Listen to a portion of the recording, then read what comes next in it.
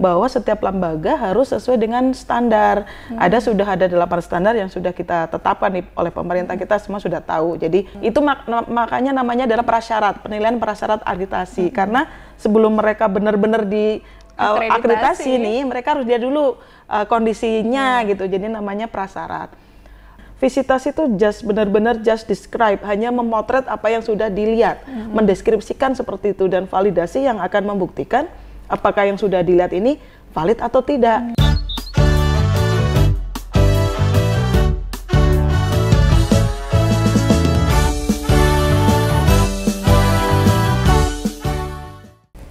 Hai Sobat Pendidikan, ketemu lagi dengan saya Prima di RTL, Ruang Tanpa Lobi. Ruangnya BPPMP Provinsi Jawa Tengah untuk ngobrolin segala hal yang berhubungan dengan pendidikan. Nah, tema kita kali ini adalah akreditasi di PAUD nih. Hari ini saya sudah kedatangan Ibu Yuniarti SPDM Hum, dan beliau merupakan salah satu Widya Pradamadya di BPPMP Provinsi Jawa Tengah, sekaligus wali wilayah dari Kota Pekalongan. Assalamualaikum Bu Yuni. Waalaikumsalam Mbak Prima, selamat siang. Salam juga, buat Bu. Semuanya. Iya.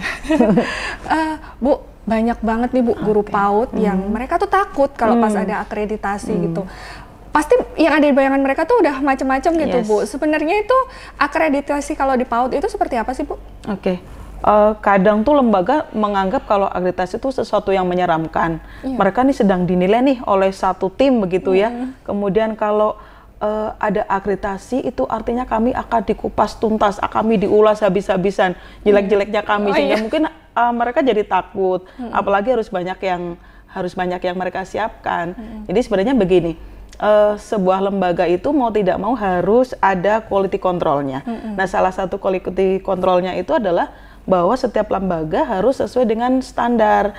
Sudah ada 8 standar yang sudah kita tetapkan oleh pemerintah, kita semua sudah tahu. Jadi 8 standar itu ada standar tingkat pencapaian perkembangan anak kalau di PAUD, kemudian ada standar isi, kemudian ada standar proses, kemudian ada standar pendidik dan tenaga kependidikan, ada standar sarana prasarananya, ada pengelolaan, pembiayaan, dan penilaian. 8 standar ini harus ada acuannya. Tidak mungkin sebuah lembaga mengukur dirinya sendiri, ya, sehingga mereka harus diukur oleh sebuah lembaga independen. Nah, yang lembaga independen ini adalah PAUD PNF kalau di PAUD. Badan Akreditasi Nasional, dan mereka ini yang bertugas untuk mengukur sejauh mana sih 8 standar itu sudah tercapai. Jadi sebenarnya ini fungsinya seperti fungsi mengevaluasi diri, semacam fungsi bahwa kami untuk meningkatkan kualitas tentu saja harus dilihat dulu nih quality controlnya supaya ketika memberikan pelayanan masyarakat sudah sesuai. Kira-kira itu sih sederhananya. Jadi tidak sesuatu yang menyeramkan begitu kira-kira akreditasi. Tujuannya untuk quality control begitu Mbak Prima kira-kira. Terus kalau prosedurnya sendiri sebenarnya seperti apa sih Bu? Tidak sulit, cukup mudah. Jadi ada beberapa tahap memang. Kalau di PAUD itu tahapnya ada 3. Tahap pertama itu mereka melakukan yang namanya PPA, penilaian pra-akreditasi. Pra-akreditasi ya, berarti jadi sebelumnya ya Bu? Sebelumnya mereka harus masuk ke SISPENA namanya. SISPENA itu Sistem Penilaian Akreditasi yang sudah ditetapkan oleh BAN. Itu versi sekarang adalah yang 3.0.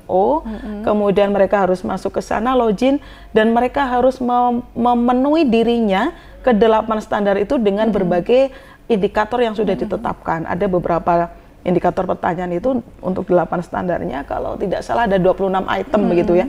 Dan mereka harus memasukkan segala bentuk dokumen yang dipersyaratkan. Itu makanya namanya adalah prasyarat, penilaian prasyarat akreditasi. Karena sebelum mereka benar-benar di akreditasi nih, mereka harus lihat dulu kondisinya gitu. Jadi namanya prasyarat. Kurang lebih mereka terpenuhi 70% ke atas gitu ya, mereka sudah dianggap layak untuk melakukan ke tahap yang kedua. Tahap yang kedua itu visitasi. Ini yang seringkali dianggap salah oleh para asesi gitu ya. Jadi dianggap penilaian hanya sekedar di saat visit. Saat visit itu adalah penilaian kinerjanya. Jadi apa yang mereka sudah lakukan diunggah di pra-akreditasi di SISPENA harus dibuktikan dalam bentuk kinerja. Dan itu yang dilihat oleh asesor. Dari jam 7 pagi ya mereka mulai anak-anak masuk, bagaimana mereka mendampingi anak mulai dia datang, apakah ada pelayanan dari si anak ini datang sampai dengan anak pulang, kemudian apa yang dilakukan dia dengan orang tua, bagaimana dengan mitra-mitranya, bagaimana dengan stakeholder terkait, itu semua terekam dalam bentuk visitasi. Ya kurang lebih dibutuhkan waktu cukup lama, jadi itu yang mungkin agak menegangkan. Mereka udah takut duluan ya, karena sekian jam mereka diawasi oleh 2 orang yang datang. Padahal itu sebenarnya bukan hal yang harusnya melakukan hal-hal yang biasa dilakukan biasa, aja, ya, Bu? biasa saja. Kalau saya bilang normally aja ketika Anda mengajar seperti apa, itu yang kita lihat satu persatu seperti itu, kemudian baru kita membuat catatan gitu ya, catatan hasil visitasi yang kemudian dilanjutkan di tahap ketiga. Tahap ketiga adalah tahap validasi.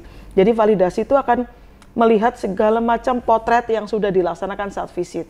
Visitasi itu benar-benar just describe, hanya memotret apa yang sudah dilihat, mendeskripsikan seperti itu, dan validasi yang akan membuktikan apakah yang sudah dilihat ini valid atau tidak. Nah, itu tahap ketiganya adalah validasi. Jadi akreditasi itu mulai dari prasyaratnya, kemudian visitnya sampai validasinya adalah satu kerangkaian yang pekerjaan yang cukup bertahap, dan itu semua hasilnya menunjukkan oh ini kualitas sebuah lembaga.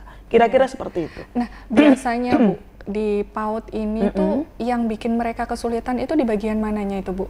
Apakah harus mempersiapkan karena dokumen yang dipersiapkan terlalu banyak misalnya kayak gitu? Atau apa nih, Bu? Tips and triknya apa nih, Bu? Kebanyakan itu, benar yang disampaikan Mbak Prima. Jadi dokumen itu cukup banyak karena memang 8 standar, kemudian masing-masing standar juga ada item pertanyaan gitu ya. Dan itu sebenarnya jika itu dilakukan sungguh-sungguh setiap saat itu benar-benar dikerjakan, itu nggak sulit, tinggal oh ini saya punya ini nggak. Kalau mereka sudah melakukan pasti punya kan, tinggal mengumpulin aja nih, saya standar satunya ini, standar duanya ini, diunggah begitu, tidak ada lagi. Dulu tahun 2016 kami memeriksa dokumen setebal ini, dan sekarang sudah tidak perlu lagi karena sekarang tinggal pakai file, kemudian aplikasi. Itu sudah dipersingkat, sudah dengan aplikasi, tidak terlalu sulit sebenarnya. Itu yang mungkin agak ditakutkan. Jadi kalau mereka sudah melakukan sebenarnya itu tidak menjadi sulit lagi karena mereka udah ada gitu kira-kira. Terus saat visit nih, saat visit triknya nih natural aja, naturali. Jadi kalau Anda punya memang benar-benar seorang pendidik yang sudah melakukan tugasnya dengan baik, melayani dan menstimulus anak gitu ya, itu nggak akan perlu lagi dibuat-buat, kelihatan. Jadi akan kelihatan. Banyak beberapa kabupaten kota yang udah nyeting nih, pengawasnya nyeting duluan. Nah, karena pengawas kan udah tahu nih, pengawas sudah tahu, ada juga pengawas yang jadi asesor gitu ya. Mau men-setting apapun jika itu tidak dilakukan secara natural gitu ya, itu loss beneran. Gitu. Lebih baik justru apa adanya saja ya, Bu, dan ketika ada anak nangis biar aja gimana caranya how to handle anak nangis, kita lihat ya seperti itu justru akan kelihatan lebih enak gitu daripada yang dibuat-buat, oh ini urutannya begini ya Bu, langkah pertamanya. Mereka memaksakan diri dan itu terlihat menjadi tidak natural. Malah nggak natural ya Bu ya. Gitu. Terus mungkin malah ada miss di sana sini ya Bu, malahan. Oh tadi tahap ini hilang nih karena mereka terlalu tegang begitu. Jadi kalau biasa aja udah biasanya tercapai. Tapi tetap tegang Bu kalau di kelas ada 2 orang yang nungguin gitu. Itu tergantung. Ini kadang-kadang saya juga gini, teman-teman asesor, udahlah jangan terlalu menganggap kita itu seorang yang lebih gitu. Kita di sana memang mau hanya melihat gambaran. Jadi kita benar-benar melihat benar-benar ada di dalam kelas tuh ya Bu, nggak lihat dari luar gitu. Di dalam kelas gitu, di dalam kelas. Tapi kita kadang ngobrol sama anak-anak, kadang lebih interaksi juga, saya ikut interaksi biar lebih menyenangkan aja. Nah, tanya ini ada siapa nih 2 orang di kelas kita gitu kan. Mereka juga kadang-kadang kan lagi tinggi-tingginya pengen tahunya tuh. Tanya ya. Tuh ini siapa? Kenalin dulu ya, ada bunda baru nih kayak gitu. Itu lebih enak seperti itu. Terus gini Bu, akreditasi PAUD ini dampaknya bagi masyarakat sendiri apa Bu? Banyak ya, misalnya gini, sebuah lembaga jika dia sudah, saya sudah terakreditasi nih, pasti PD-nya muncul, percaya dirinya juga tumbuh, kemudian masyarakat juga makin percaya, saya menyekolahkan anak saya di sekolah X, itu dengan terakreditasi A misalnya, saya puas nih karena saya sudah menjaminkan bahwa anak saya dididik di tempat yang benar. Itu antara lain tingkat kepercayaannya, kemudian pelayanan kepada masyarakatnya juga jadi lebih baik, lebih meningkat, kemudian trust masyarakat ke pemerintah juga makin kuat. Kira-kira itu dampak positifnya bagi akreditasi. Iya, kalau bagi anak-anak sendiri ada nggak Bu?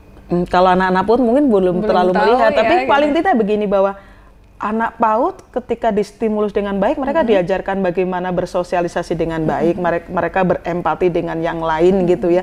Kemudian berdisiplin sejak dini dengan tanpa mereka tahu sedang dipaksa gitu ya. Oh ini baris dulu, harus baris gini. Enggak, oh ternyata kalau mau masuk kelas antri nih begini, ketika mau sikat gigi kita rapi dulu, kemudian boleh nih saya bermain asal sudah membereskan mainan yang satunya dan beralih ke tempat lain tanpa mereka tahu bahwa mereka ini sebenarnya sedang diberi layanan yang terakreditasi. Begitu Mbak Prima. Bu, kayaknya cukup sekian dulu pertanyaan dari saya ya, Bu ya. Baik. Terima kasih atas kehadirannya di sini. Kapan-kapan kita ngobrol lagi ya, Bu ya. Thank you Mbak Prima. Nah, Sobat Pendidikan, apabila Sobat Pendidikan masih memiliki pertanyaan seputar akreditasi PAUD ini, Sobat Pendidikan dapat menanyakannya di kolom komentar di bawah video ini atau langsung kunjungi ULT kami. Sampai jumpa di RTL berikutnya. Wassalamualaikum warahmatullahi wabarakatuh. Waalaikumsalam warahmatullahi wabarakatuh.